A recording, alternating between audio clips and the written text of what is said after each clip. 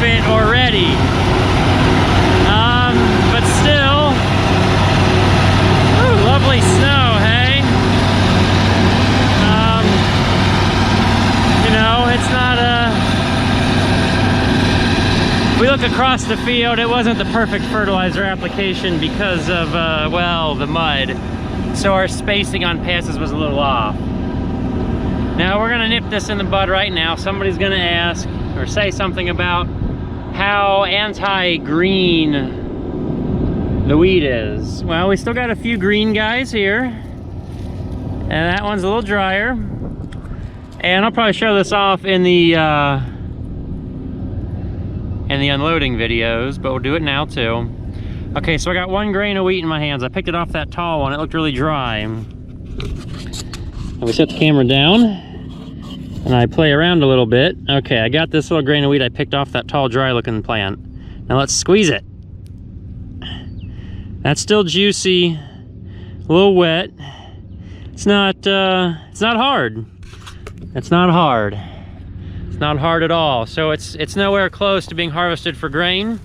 Today is June 25th, and we are making high moisture wheat silage. Just so you know, high moisture corn, it's kind of like high moisture wheat silage. In the unloading video, we will see the water being added back. We got a tank set up, putting some water in, pumping out of the pond to add some moisture back, but it is not dry. It's just not super wet. So where'd the chopper go? Let's go catch up to that. We're here to see the machines, not listen to me yak. Overall, as a wheat crop, we fertilized this for forage. So I didn't expect high grain yields. You know, it might be 40 bushel wheat. We were more after the plant material. Dad's definitely all about getting that full cut.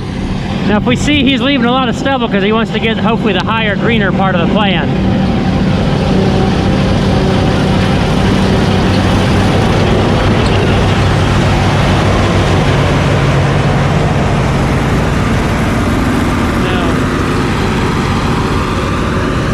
However, if you look, we left that one little green guy.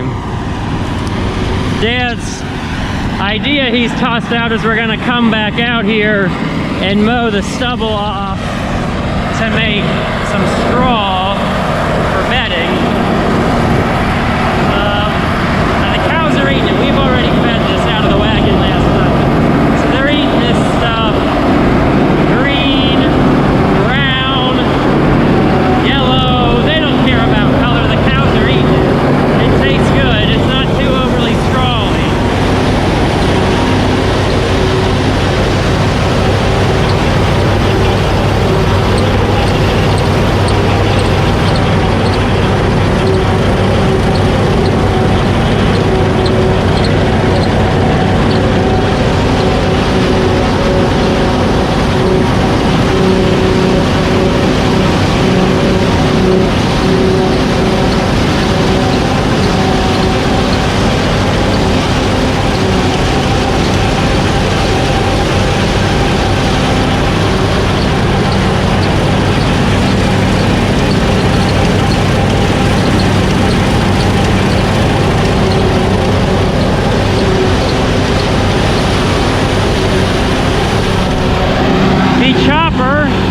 Is an 1890 New Holland with a date range of about 1975 with a 3208 cat.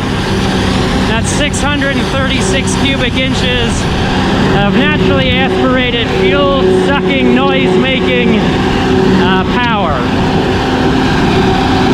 Keyword on the noise and fuel. Our machine's four-wheel drive with rice tires, and right now it's so dry we don't need the rice tires. That's new for once, we're dry. We went 2 weeks without rain earlier in June. Had 7/10 of an inch of rain 2 days ago, and you can hardly tell it rained. It's wonderful, I love it.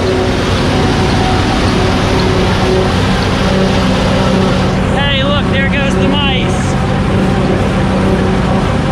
Hopefully those cats will come out and eat you.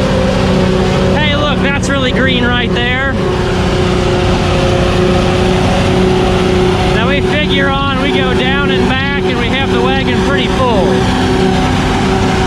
We've got about 12 acres here, and if we get our 16 by 60 silo half full, that's good. It saves an hour and a half every other day of green chopping. Yes, the set of ruts. That's annoying. For some dumb reason, I stacked hay out here because it was in the field. I thought it was a high and dry spot. The path out here was not dry, but where the bales are is dry. Because I ran out of space in the barn. I had them tarped. The tarp blew off, and it's back to a fresh hay season. So we're coming to the end of this pass. We're gonna see some green wheat go through. Yeah, look at that greenery. I wish the whole field looked more like that.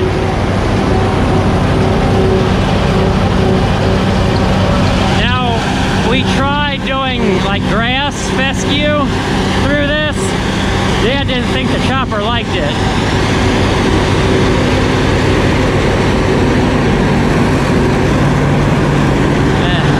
Well, that's a load down and back. There's not enough room. He might be able to go down, but then he'll be stuck way overloaded.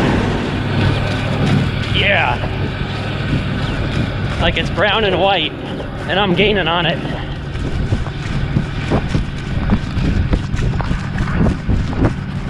I'm trying to take a video. I'm out in the front field, and it jumped out of the wheat. Dad said there was a goat loose out here. I think it's this baby deer. I think that's what he saw. Yeah. I'm pretty sure that's what he saw. But I'm trying to shoot a video, but it is rather far away from me. And my camera, the GoPro. Yeah. I'm trying to hunt it right now. Okay. I mean, I can have it ready in about 10 minutes. So, Dad said he saw a goat out here in the field. Hopefully some of that video just made sense. That I was chasing a white and brown fawn. And by white, it was more than just spots. Good thing I didn't get sucked in, or that would be a real mess.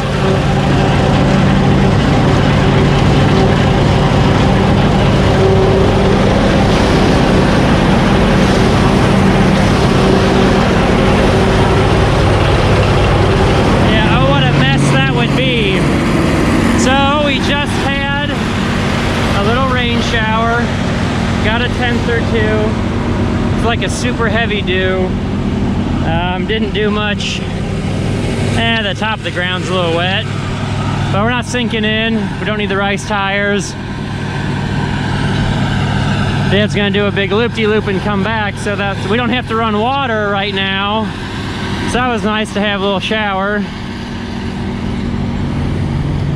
Keep it nice and wet out here. Yeah, I mean, there's green, there's green. There's some green over there. It's not bright, but it's green. We'll take it. We want green in our wheat, not our tractors. It's like it comes lurking through.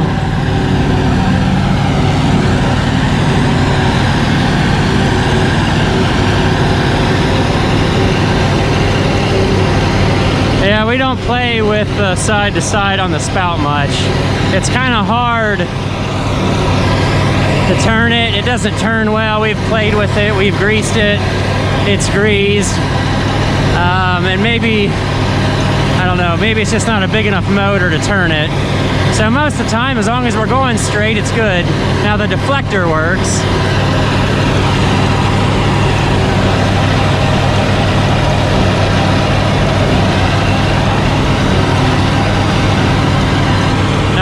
If anybody else has seen one of these direct cuts for an 1890 before. I know they're not very common. They're not common at all. I was surprised I found this one when I did, just because I know they're not out there. And when I see them for sale, people want buku dollars for them. I think they have a very limited use range to chopping wheat, rye, cereals, but they don't do well in grass. Her dad didn't think it did well when he was cutting our fescue mix at the edge of the field.